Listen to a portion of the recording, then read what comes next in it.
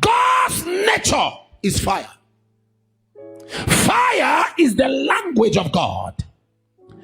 In Hebrews chapter 12 and verse 29, he says, the God that answered by fire, let him be God. 1 Kings 18:24. Hebrews 12:29 is a consuming fire. There are 3 men in scripture who prayed, and literal fire, physical fire, tangible fire fell. These men prayed, these men called on God, and we only know about Elijah. But there are 2 other men who prayed, and literal, palpable, visible fire fell.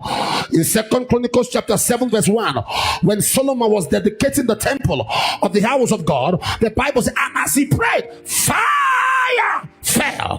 When David built an altar, in 1 Samuel 21 and verse 20, the Bible says, after he finished, when he gave that sacrifice to God, fire fell. Fire is the language of God.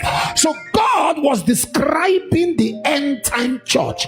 God was describing a generation of people rising. God was describing a people he had in mind. God was describing a brand, a species of people.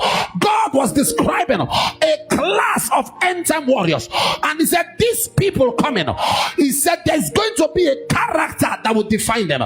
There's going to be a nature that will define them. He said, as they are moving, fire moves with them.